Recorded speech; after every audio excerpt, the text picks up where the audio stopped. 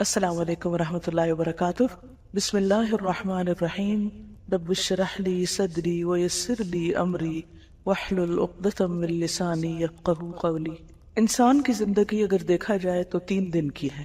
ایک وہ دن جو گزر گیا جس کو ہم یسٹرڈے کہتے ہیں، ایک وہ دن جو کل آئے گا جسے ہم ٹمورو کہتے ہیں، اور ایک وہ دن جس میں آج ہم رہ رہے ہیں۔ عام طور پر جب زندگی کی بے ثباتی یا کم عمری کا ذکر کیا جاتا ہے تو کہا جاتا ہے کہ 2 دن کی زندگی، اور یہ ایک حقیقت ہے کہ جب 2 دن کی زندگی کی بات ہوتی ہے تو ایک وہ جو گزر چکی اور ایک وہ جو آنے والی ہے۔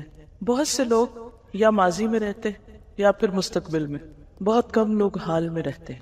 جو کچھ گزر چکا وہ گزر چکا، وہ ہمارے ہاتھ سے نکل چکا، اس کے بارے میں ہم کچھ نہیں کر سکتے۔ ہاں یہ ضرور ہے کہ جن باتوں پر، اپنے جن اعمال پر ہمیں پشیمانی ہے، شرمندگی ہے، ان پر ہم توبہ استغفار کر لیں۔ کسی نے ہم پر زیادتی کی ہے تو اس کو معاف کر دیں، اور اگر ہم نے کسی پر زیادتی کی ہے تو ہم اس سے معافی مانگ لیں۔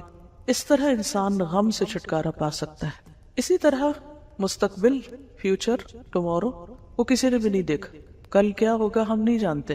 جو چیز ہمارے ہاتھ میں ہی نہیں، جس کے بارے میں ہم کچھ علم ہی نہیں رکھتے، اس کے بارے میں فکر کرنا، خوف زدہ رہنا، پریشان ہونا، اس سے حاصل کچھ نہیں۔ بہت سے لوگ کیوں دکھی رہتے کہ میرا کیا بنے گا، کل کیا ہوگا۔ کل کیا ہوگا اللہ کو پتا ہے، کسی بھی انسان کو نہیں پتا۔ قرآن مجید میں واضح طور پر آتا ہے لا تدری نفس ماذا تکسب غدا، کسی کو نہیں پتا کل وہ کیا کمائی کرے گا۔ آج صبح ہی میں پڑھ رہی تھی کسی کا واقعہ۔ ایک صاحب تھے، وہ اپنی زندگی میں بہت معتدل سے انسان تھے۔ جب خود پڑھ رہے تھے تو جتنا پڑھ سکتے تھے پڑھتے تھے، کبھی انہوں نے ٹاپ کرنے کی اور بہت اعلیٰ پوزیشن لینے کے لیے اپنی جان نہیں ماری۔ پڑھا ضرور لیکن سکون سے رہے، آخر ڈاکٹر بن گئے۔ جب شادی ہوئی تو بہت زیادہ خوبصورت لڑکی ڈھونڈنے کے پیچھے نہیں پڑے، ایوریج اچھی جو بھی تلاش میں ماں باپ نے تلاش کی، شادی کر لی۔ اس کے ساتھ بھی بہت اچھا نبھا کیا، اعتدال کے ساتھ رہے۔ ڈاکٹر تھے، ایک ہسپتال میں جاب ملی، کوئی پارٹ ٹائم ایکسٹرا کام نہیں کیا، زیادہ پیسے کمانے کے چکر میں نہیں پڑے، آرام سے کام کیا۔ بچے پیدا ہوئے، نارمل سکولوں میں داخل کروائے کیونکہ بہت فیس نہیں دے سکتے تھے، شام کو خود پڑھاتے تھے اور آپس میں پیار محبت سے رہتے تھے۔ ایک اعتدال کی زندگی تھی۔ جب لوگ امریکہ اور یورپ جانے کے شوق میں دوڑ رہے تھے تو انہوں نے اپنے ملک میں رہنا پسند کیا، اور پھر کچھ عرصے کے بعد مالدیپ کے ایک علاقے میں ان کو جاب ملی، وہاں چلے گئے۔ وہ علاقہ بھی بہت خوبصورت تھا، بہت سے تفسا مقام تھا۔ ان کی بیوی اور وہ مل کر، بیوی ان کے گھر کے کام کاج کرتی، سبزیاں وغیرہ خرید لاتی، خود بہت اچھی طرح آنےسٹی کے ساتھ کام کیا، اور اس طرح اپنے پیشے میں خاص مہارت حاصل کر لی کیونکہ فوکس تھے، ایک ہی کام پر توجہ تھی۔ کچھ عرصے کے بعد انہوں نے ایک ایڈ دیکھی کہ آسٹریلیا میں ایک ڈاکٹر کی ضرورت ہے، اور علاقہ ایسا ہے کہ جہاں پر کچھ زیادہ آبادی نہیں ہے، دور دراز کا علاقہ ہے۔ تو چونکہ پہلے ہی وہ اس طرح کی زندگی کے عادی تھے، انہوں نے اس کو قبول کر لیا۔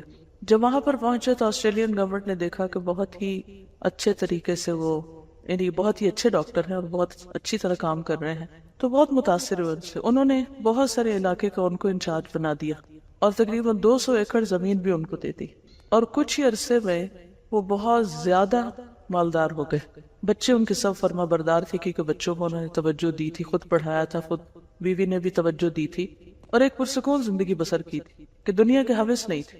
یعنی دوسرے لفظوں میں آپ کہیے کہ خوف اور پریشانی اور ٹینشن فری زندگی بسر کی تھی۔ محنت ضرور کی لیکن دوسروں کا مقابلہ نہیں کیا، مال کے پیچھے دوڑ نہیں لگائی، کام کیا لیکن اللہ پہ بھروسہ رکھا۔ یہ ایک مثال ہے اس شخص کی جو آج میں جیتا ہے کہ میں آج جو کام میرے اوپر ہے، جو ذمہ داری آج مجھ پر ہے، وہ میں کس طرح انجام دے رہا ہوں۔ مثلاً اس وقت ہم کلاس میں بیٹھے، اس وقت جس کام کے لیے میں یہاں بیٹھی ہوں، کیا میں وہ کام توجہ سے کر رہی ہوں؟ کیا میں اس کا حق ادا کر رہی ہوں؟ کیا میں اس کے لیے ذہنی طور پر تیار ہو کر آئی؟ کیا میں اس کو انجوائے کر رہی ہوں؟ کیا میں غور سے سن رہی ہوں؟ کیا میں اس کو جذب کر رہی ہوں؟ کیا سیکھنے کے بعد اس پر عمل کرنے کی نیت اور ارادہ ہے؟ تو جو لوگ پوری توجہ کے ساتھ اور دلچسپی کے ساتھ یہاں بیٹھے اور واقعی کچھ سیکھ رہے ہیں، وہ یہاں سے اٹھیں گے تو کچھ لے کر اٹھیں گے، ان کے اندر ایک سینس آف اچیومنٹ ہوگی۔ وہ جب جائیں گے تو ان کی زندگی میں کچھ تبدیلی آئے گی۔ لیکن اگر یہاں بیٹھ کر بھی ہم ادھر ادھر دیکھیں، ہم پوری طرح توجہ نہ کریں، کچھ سنیں اور کچھ نہ سنیں، اور بس لگے بندے بیٹھ جائیں کہ بلایا ہے تو آنا ہی پڑا ہے تو آ گئے ہیں بس، اور جب وقت ختم ہوگا چلے جائیں گے، اور کچھ گھر کے کام تھے وہ پتہ نہیں وہ ہوئے کہ نہیں، وہ پیچھے سوچ رہے ہیں، یہ کہ ابھی جا کے پھر پتہ نہیں یہ اور یہ کرنا ہے، فلاں جگہ بھی جانا ہے، فلاں بھی جانا ہے، کل کا یہ کام ہے، پرسوں کا یہ کام ہے، یعنی ٹینشنز کے ساتھ بیٹھے ہیں، نہ اس وقت کو انجوائے کر رہے ہیں، نہ گزر چکا ہے جو اس کو پکڑ سکتے ہیں، نہ جو آنے والا ہے اس پر کوئی کنٹرول ہے۔ یہ زندگی کیا زندگی؟ ہم نے اپنی زندگی کو خود اپنے ہاتھوں سے عذاب بنایا ہوا ہے، اس سے نکلنے کی ضرورت ہے۔ اس سے وہی شخص نکل سکتا ہے اور پر امن اور پرسکون رہ سکتا ہے جس کا اللہ پر بھروسہ ہو، اللہ پر توکل ہو، کوشش کے بعد وہ اپنے معاملات اللہ کے سپرد کر دے، کیونکہ رزق اس کے ہاتھ میں، زندگی اس کے ہاتھ میں، شفا اس کے ہاتھ میں، ہمارے سارے معاملات کا مالک وہ ہے، اور جو طریقے اس نے بتائے ہیں اس کے مطابق ہم اپنی زندگی کو ڈھالیں۔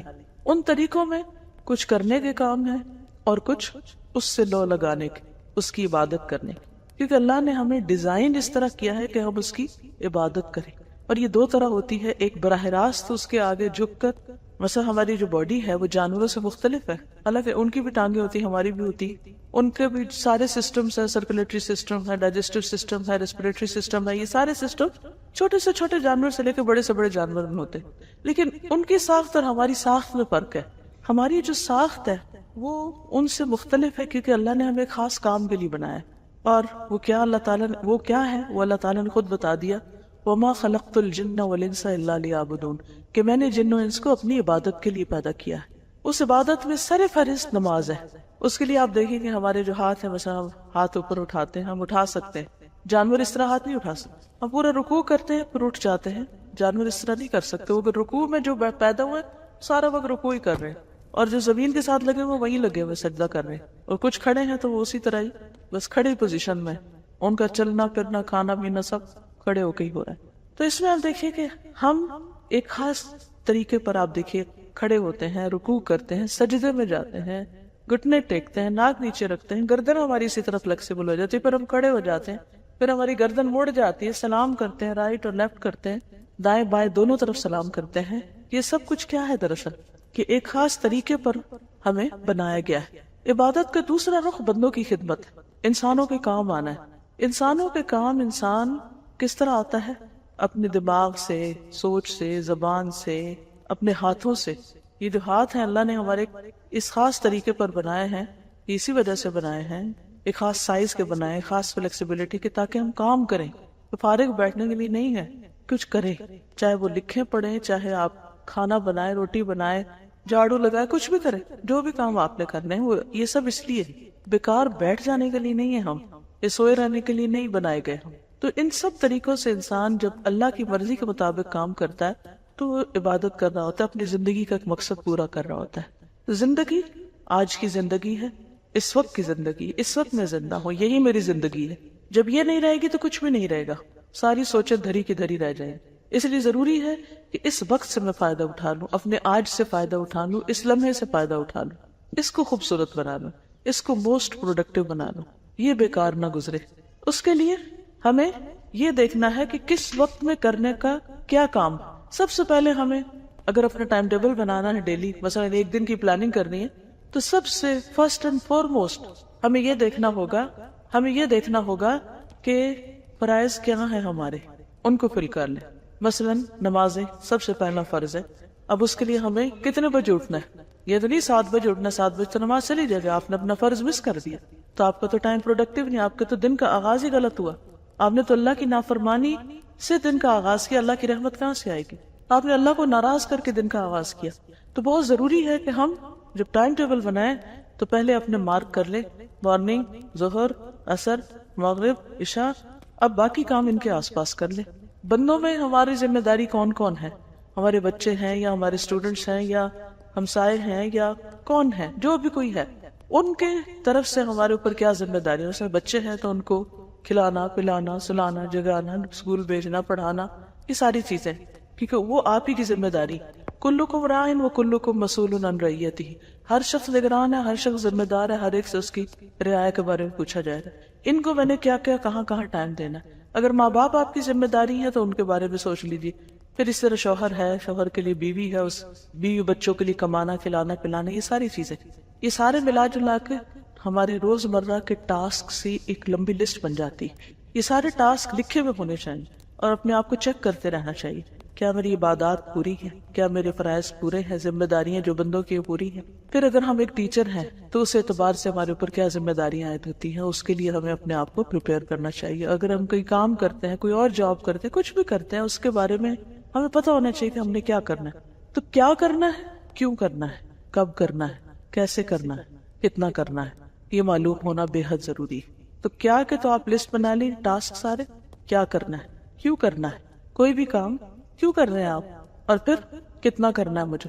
کیونکہ کام تو اتنے ہوتے ہیں بعض اوقات کہ آپ اگر ساری رات بھی لگ رہے ہیں سارا دن بھی تو ختم نہیں ہو سکتے، مگر ان کو سٹاپ لگانا ہے نا، آگے نماز کا وقت آ رہا ہے، ان کو سٹاپ لگانا ہے کہ آگے کوئی اور چیز آ رہی، تو اس کو پھر آپ اسی کے مطابق ہی ڈیوائیڈ کرتے ہیں. تو سارے کیا کرنا ہے، کیوں کرنا ہے، کتنا کرنا ہے، کب کرنا ہے، یہ پتا ہونا چاہیے. یہ نہیں کہ نماز کے وقت میں آپ کھانا پکانے لگ جائیں اور سونے کے وقت میں آپ بیٹھ کے ٹی وی دیکھتے رہیں اور جب پھر نماز کا وقت ہو تو آپ پھر سو جائیں. یہ نہیں ہو سکتا. یہ پھر آپ نے آج کا دن ضائع کر دیا اس کی تقسیم غلط کر کے اوقات کی. کیا کرنا ہے، کیوں کرنا ہے، کتنا کرنا ہے، کب کرنا ہے اور کیسے کرنا ہے. جس شخص کو یہ پتا ہو کہ کوئی کام میں نے کیسے کرنا ہے، وہ بہت اچھی طرح امن کے ساتھ زندگی بسر کر لے. اب یہاں سے شروع ہوتا ہے، کیسے سے شروع ہوتا ہے علم. اس کے لیے علم حاصل کرنا ضروری ہے. مثلا نماز پڑھنی تو کیسے پڑھنی ہے، کیا کیا کرنا مجھے اس میں، تو کیسے کے لیے جاننا ضروری ہوتا ہے، یعنی علم حاصل کرنا ضروری ہوتا ہے. حتیٰ کہ اللہ سبحانہ وتعالیٰ فرماتے ہیں قرآن مجید میں فَعْلَمْ أَنَّهُ لَا إِلَهَ إِلَّا، جان لو، علم حاصل کرو کہ اس کے سوا کوئی معبود نہیں. اس کو بھی جاننا ضروری ہے، اس کا بھی علم حاصل کرنا چاہیے کہ واہ کیوں، وہی کیوں معبود ہے، کوئی اور کیوں نہیں ہو سکتا، کیا اس کا کوئی پارٹنر ہے، شریک ہے یا صرف وہی ہے. یہ بھی ہمارے جاننے کی بات ہے.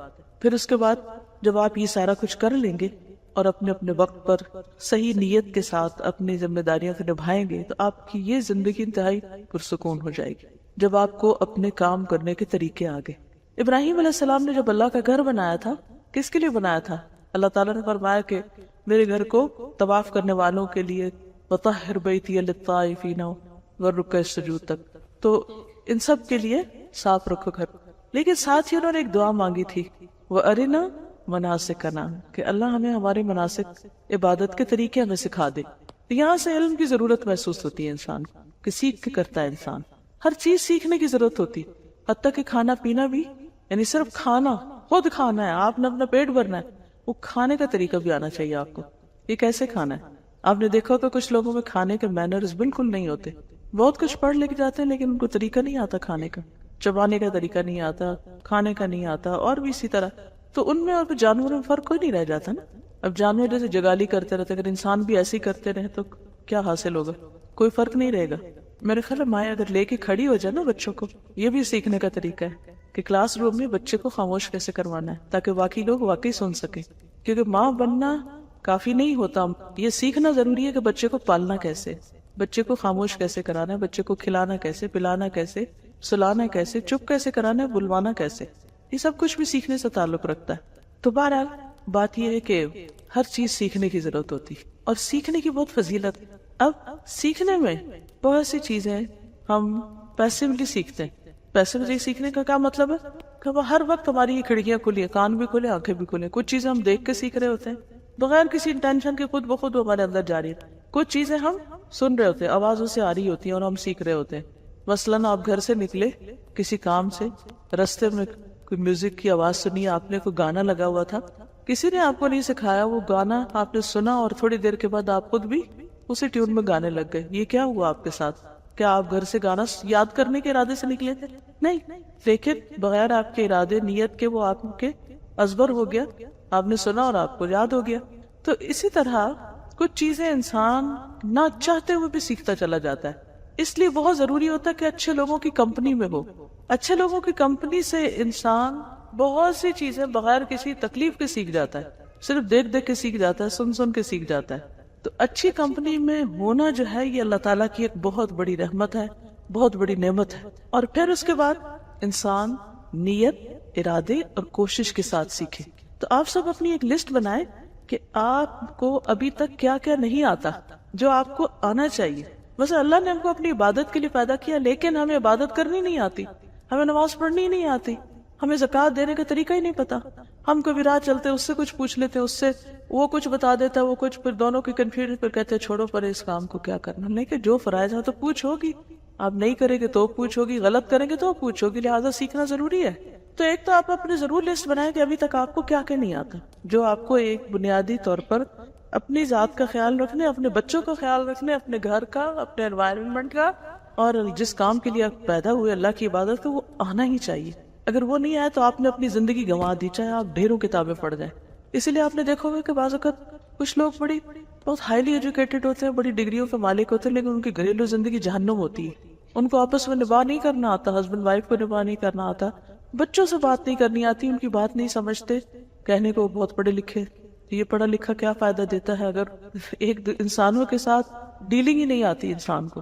دوستوں کو بھی دشمن بنا لیتے ہیں، اپنے خیر خواہوں کی بھی قدر نہیں پہچانتے، کبھی شکر گزار ہی نہیں ہوتے، پتہ ہی نہیں ہے کہ یہ بھی کرنے کا کام ہے۔ ویسے بہت انٹیلیجنٹ ہے، ویسے بڑے بڑے کارنامے کرتے ہیں، لیکن بنیادی اخلاق کا نہیں پتا۔ تو یہ بھی سیکھنے کی بات ہے۔ تو سیکھنے کو تو بہت کچھ ہے، اور اس کے لیے آپ کو باقاعدہ اپنے ٹائم ٹیبل میں ایک حصہ بنانا ہوگا، سیکھنے کے لیے ایک طریقہ اختیار کرنا ہوگا۔ تو بات یہ ہو رہی تھی کہ سیکھنے کو تو بہت کچھ ہے، لیکن کچھ چیزیں ایسی ہیں جنہیں پرائرٹی پر سیکھ لینا چاہیے۔ انہی میں سے وہ دعائیں ہیں جو ہم اپنی حفاظت کے لیے پڑھتے ہیں، کیونکہ ہم نے ہر شخص کسی نہ کسی دل کے گوشے میں اس کے خوف بیٹھا ہوا ہے کہ ہائے چھت نہ مجھ پہ آ گرے، کہیں کبھی خیال آیا کہیں میں پھسل نہ جاؤں، کہیں چور نہ آ جائے، کبھی اندھیرے سے ڈر لگتا ہے، کبھی کسی چیز سے، کبھی ڈر لگتا ہے۔ ہر شخص کو کسی نہ کسی چیز سے ضرور ڈر لگتا ہے، اس کو کہتے ہیں، پھر اس کو نام دے دیتے فوبیا۔ بہرحال جو مرضی نام دے دیں، لیکن ڈر تو اپنی جگہ ہے ہی، اس سے تو انکار نہیں کیا جا سکتا۔ خصوصاً کچھ کھونے کا، کچھ ضائع ہونے کا، کچھ ہاتھ سے نکل جانے کا، یہ ڈر بہت ہوتا ہے اب لوگوں کو، پتہ نہیں کیا ہوگا۔ تو اس کے لیے ہمیں ایک بہترین چیز سکھائی گئی ہے، اور وہ ہے آیت الکرسی۔ آیت الکرسی، یہ اس آیت کا نام ہے۔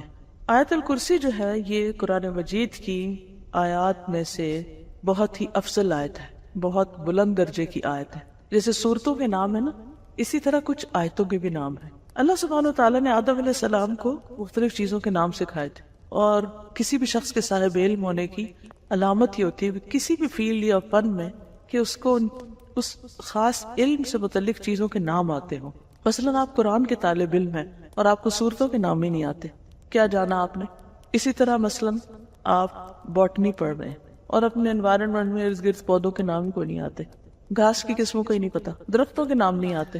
اب ہر شخص کے لیے ہر علم کی ہر چیز سیکھنا تو فرض نہیں ہے، لیکن کم از کم جو علم آپ پڑھ رہے ہیں اس کے متعلقہ چیزوں کے نام آنا ضروری ہے۔ کئی لوگ ایسے ہوتے ہیں کہ وہ لوگوں کے بیچ میں سالوں رہ رہے ہوتے ہیں، ان کو آس پاس لوگوں کے نام ہی نہیں آتے۔ آپ کی کیا ریلیشن شپس ہوں گے اچھے، کیسے اچھے ہو سکتے ہیں؟ مجھ سے کسی نے پوچھا کہ آپ وہ پڑھا رہی تھی، کہنے لگی کہ مجھے آپ کو ٹپ بتائیے، آپ بھی پڑھاتی۔ میں نے ایک دن ان کو ایک ٹپ بتائی، دوسرے دن دوسری بتائی، کل میں نے ان کو تیسری ٹپ بتائی۔ تیسری ٹپ یہ تھی کہ اپنے گروپ کو جس کو آپ پڑھا رہی ہیں اس کی تمام سٹوڈنٹس کے نام یاد کریں اور سٹوڈنٹس کو ناموں سے بلائیں۔ کہنے یہ تو بہت ہی مشکل ہے، چھوٹا سا گروپ ہے، نہیں کہ بہت ہیوج کلاس ہے، اس میں تو ہوتی ہے obviously مشکل، لیکن میں پوری کوشش کروں گی۔ میں نے کہا اس سے آپ فرق جانیں گی کہ اسٹوڈنٹ اور ٹیچر کا جب تک کنیکشن نہیں ہوتا تو علم پاس نہیں ہوتا، وہ صرف انفارمیشن ہوتی، آپ سیکھ نہیں سکتے۔ پھر آپ کو پتہ نہیں آپ آس پاس کون بیٹھا ہوا ہے، وہ کیا کر رہا ہے۔ اور ان کو میں نے اتفاق سے یہی حدیث دلیل کے طور پر دی کہ حضور صلی اللہ علیہ وسلم نے ابی ابن کعب کو شاباش دی تھی کہ تمہیں علم مبارک ہو اے ابو المنذر۔ آپ کو صرف ان کا نام نہیں، ان کی کنیت بھی پتا تھی، اور آپ کو پتا ہے کہ کتنے بے شمار صحابہ ہیں آپ کے آس پاس، لیکن آپ کو ان کے نام آتے تھے۔ تو اپنے آس پاس کے لوگوں کے نام جاننا، جس گھر میں آپ رہتے ہیں اس کے مختلف ڈائریکشنز کا معلوم ہونا کہ سورج کدھر سے نکلتا ہے، قبلے کا رخ کیا ہے۔ آپ کہتی ہوں کہ یہ کس کو نہیں پتا۔ ریسنٹلی مجھے اس کا اتفاق ہوا، میں کہیں گئی ہوئی تھی تو میں نے ان سے کہا، بچی تھی اس گھر میں 11-12 سال کی، میں نے کہا بیٹا قبلے کا رخ کدھر ہے، ٹوٹلی اپوزٹ ڈائریکشن بتائی۔ میں چونکہ نیچے گھر سے جب آ رہی تھی تو میں نے مسجد دیکھی تھی کارنر پہ، اور اس میں ہم نے گاڑی روک کے بچوں نے نماز پڑھی تھی، تو مجھے پتا تھا کہ ڈائریکشن اس طرف ہے، بچی بالکل الٹ بتا رہی تھی، مجھے بہت پریشانی ہوئی۔ میں نے کہا کہ 10 سال کی عمر میں بچے کو نماز پڑھنی چاہیے۔ اگر کوئی بچہ روز نماز پڑھتا ہے تو اس کو اپنے گھر میں قبلے کا رخ لازم معلوم ہونا چاہیے، یا نہیں؟ یہ علم ہے نا یہ بھی۔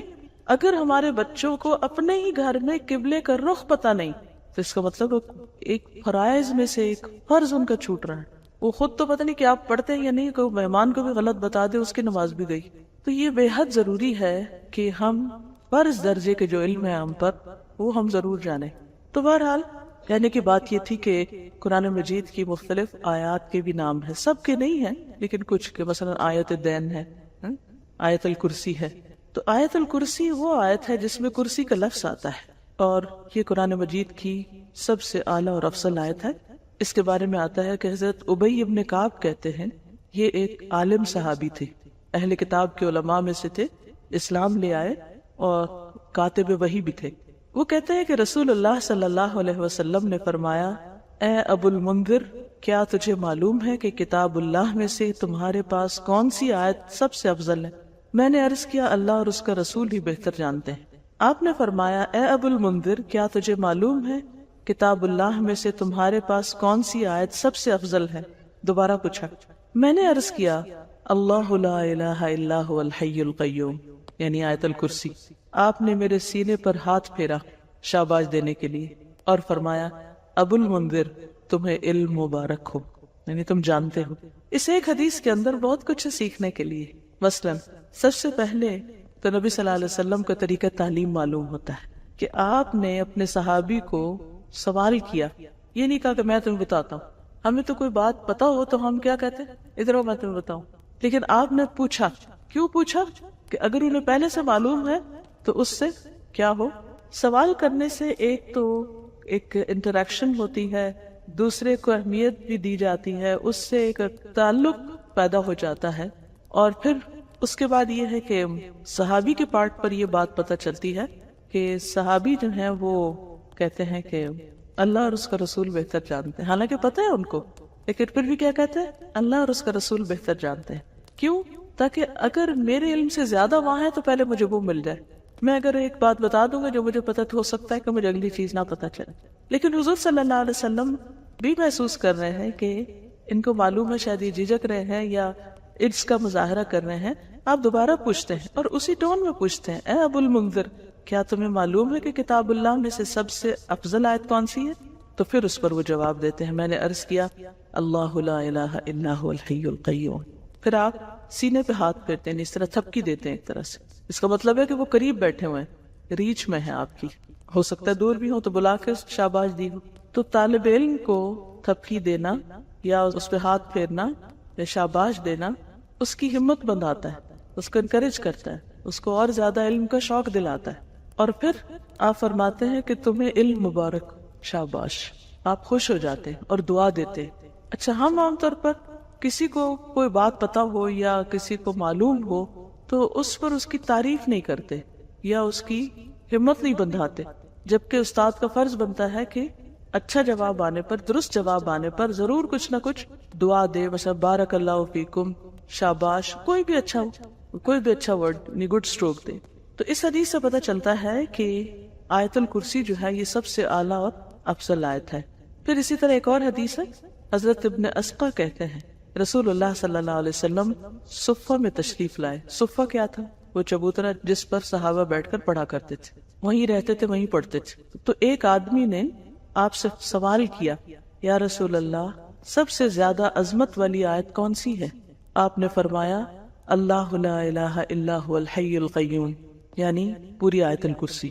تو اس سے بھی بات مزید واضح ہو جاتی ہے، اس کو تقویت ملتی ہے کہ یہی آیت سب سے افضل ہے۔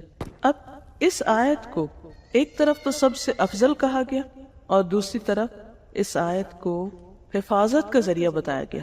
اس کے لیے ایک بہت لمبی حدیث ہے، لیکن ایک واقعہ ہے پورا جس سے ہمیں پتہ چلتا ہے کہ آیت الکرسی جو ہے یہ شیاطین کے شر اور فتنوں سے محفوظ رکھتی ہے۔ انسان کو حفاظت کے لیے سب سے زیادہ جس چیز کی ضرورت ہے وہ اپنے دشمنوں سے حفاظت۔ دشمنوں میں سب سے بڑا دشمن شیطان، اور شیطان نظر نہیں آتا، باقی دشمن تو اگر کوئی آ رہا ہماری طرف تو ہم بھی جواباً مارنے کے لیے تیار ہو رہے، مگر جو نظر ہی نہیں آ رہا تو اس کا کیا بنے گا؟ جو نظر نہیں آ رہا اس سے کیسے بچیں گے؟ ہم بچ سکتے ہیں، ہم اس کا مقابلہ کر سکتے ہیں، پکڑ سکتے ہیں، کیا ماریں گے اس کو؟ مجھے یاد ہے میں چھوٹی سی تھی تو میرے والدین جب کہتے تھے کہ وہ شیطان آ گیا تو ہم کہتے تھے کدھر ہے، میں ڈنڈا اٹھا لیتے، کدھر ہے، میں اس کو ماروں گی، لیکن ڈنڈے سے تو نہیں مار سکتے شیطان کو آپ۔ ہاں، آیت الکرسی پڑھے تو اس پہ ڈنڈا ضرور پڑے گا، لیکن اگر آیت الکرسی ٹھیک ہی نہیں آتی آپ کو تو اس کا کیا اثر ہوگا؟ تو صحیح تلفظ بھی آنا چاہیے اور اس کو پڑھنا بھی چاہیے اور اس کا معنی بھی جاننا چاہیے اور اس کی فضیلت بھی معلوم ہونی چاہیے، اور یہ وہ علم ہے جس پر آپ صلی اللہ علیہ وسلم نے شاباش دی تھی. تو اگر آپ کو بھی یہ پتہ چل جائے گا تو وہ شاباش صرف ان کے لیے نہیں پر آپ سب کے لیے بھی.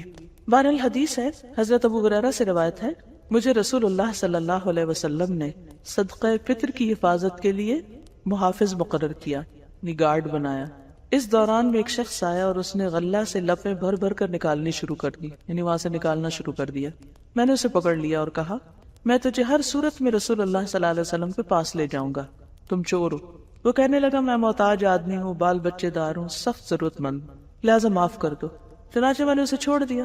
صبح ہوئی تو رسول اللہ صلی اللہ علیہ وسلم نے دریافت فرمایا ابو ہریرہ گزشتہ رات تمہارے قیدی کا کیا بنا؟ کیونکہ آپ کو وحی کے ذریعے خبر ہو چکی تھی. میں نے عرض کیا یا رسول اللہ صلی اللہ علیہ وسلم اس نے اپنی شدید حاجت کا اظہار کیا، بال بچوں کا شکوہ کیا، میں نے اس پر رحم کیا، اسے چھوڑ دیا.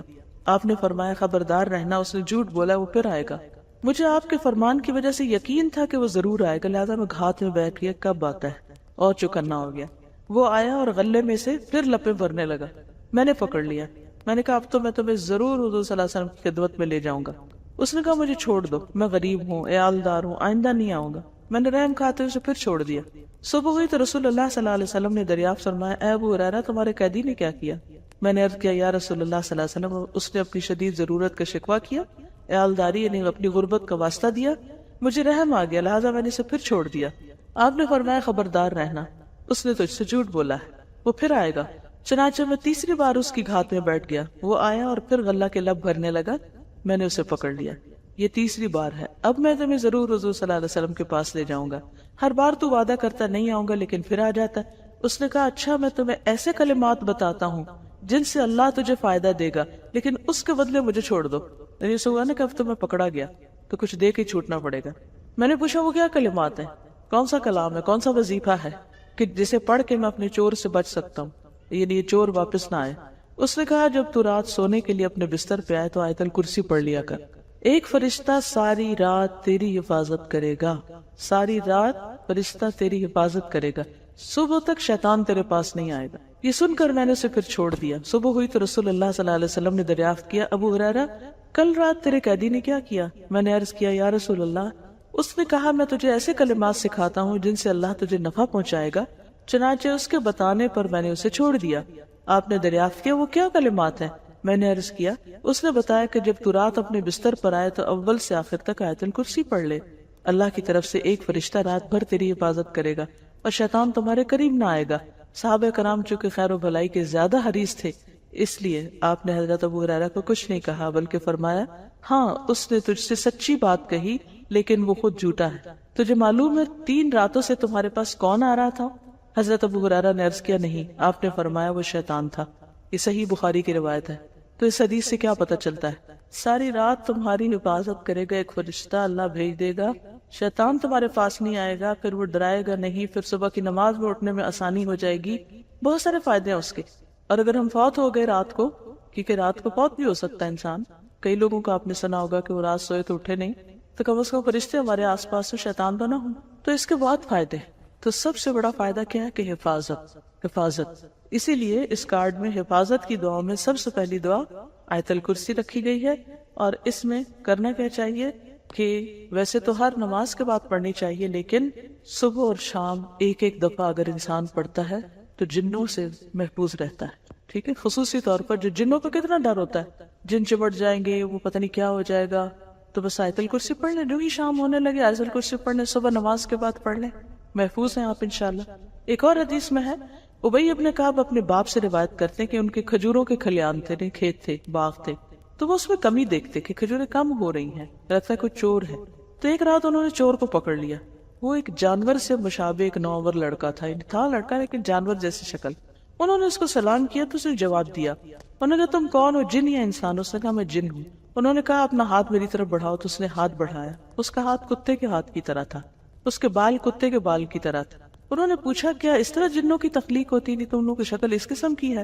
اس نے کہا میں یہ جانتا ہوں کہ جنوں میں مجھ سے زیادہ شدید اور کوئی نہیں، سخت جن ہو.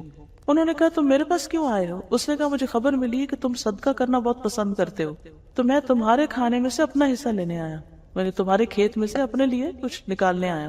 انہوں نے کہا کیا چیز تم سے بچا سکتی ہے؟ اس نے کہا وہ آیت جو سورۃ البقرہ میں ہے، اللہ لا الہ الا هو الحی القیوم، جو کوئی اسے رات کو پڑھے گا وہ صبح تک مجھ سے پناہ میں رہے گا، اور جو صبح پڑھے گا وہ رات تک مجھ سے پناہ میں رہے گا۔ پھر جب صبح کو انہوں نے اس بات کا ذکر نبی صلی اللہ علیہ وسلم سے کیا تو آپ نے فرمایا اس خبیث نے سچ کہا۔ یہ حدیث المعجم الکبیر طبرانی میں روایت ہوئی، اس کے جلد اول صفحہ 201، حدیث نمبر 541 ہے۔ تو اس سے بھی کیا پتہ چلتا ہے کہ جنوں سے انسان محفوظ رہتا ہے۔ جی مطلب اوور آل جب فرشتے آپ کے ساتھ ہوں تو اور چیزوں سے بھی بچتے ہیں۔ آپ کو معلوم ہے کہ چوٹ لگ رہی ہے، کچھ اور شر وغیرہ جو ہوتا ہے، لیکن خصوصی طور پر دیکھیے جو چیزیں تو ہمیں نظر آتی ہیں نا ان کو تو ہم پھر بھی روک لیتے ہیں۔ آگ ہے تو بند کر دیں گے، کوئی زہریلی چیز ہے تو اوپر رکھ دیں گے، مطلب مادی چیزوں کو انسان ان سے بچ کے رہتا ہے۔ کوئی چیز دیکھتا ہے کہ شیشہ پڑا ہے، کچھ کیل پڑا ہے تو بچ کے گزر جاتا ہے۔ شیطان آپ کے اوپر حاوی ہو رہا ہے، جن کوئی آپ کو تنگ کرنے لگا ہے تو آپ کو تو پتہ نہیں کہ کیا ہو رہا ہے۔ وہ تو قرآن مجید میں آتا ہے انہ یراکم هو وقبیلہ من حیث لا ترونہم، ٹھیک ہے نا جی، وہ اور اس کا قبیلہ تمہیں وہاں سے دیکھتے ہیں جہاں سے تم انہیں نہیں دیکھ سکتے۔ تو جس دشمن کو دیکھ نہیں سکتے اس سے کیسے بچنا ہے؟ یہ آیت حفاظت کے لیے۔ پھر اسی طرح ہر فرض نماز کے بعد آیت الکرسی پڑھنے سے انسان جنت میں داخل ہو، کیونکہ یہ افضل آیت ہے، اس میں اللہ سبحانہ وتعالیٰ کا تعارف ہے۔ تو اس کے لیے میں چاہوں گی کہ آپ لوگ 2-3 کام کریں۔ ایک تو یہ کارڈ جو آپ کے پاس ہے، اگر اس کو اپنے گھر میں کہیں بھی رکھ دے، نظر آئے گا خوبصورت تو جلدی سے اٹھ کے پڑھنے کا یاد بھی رہے گا۔ دوسرا یہ کہ ہم نے یہ کیا تھا کہ ایک پوسٹر پہ آیت الکرسی اس طرح چھپا دی۔ یہ پوسٹر آپ کہیں اپنے گھر میں ایسی جگہ لگا لیں کہ جہاں آپ مس نہ کریں صبح شام اس کو پڑھنا۔ جیسے نماز جہاں پڑھتے ہیں اس کے بھی سامنے کہیں لگا سکتے ہیں تاکہ عادت ہو جائے فرض نماز کے بعد پڑھنا۔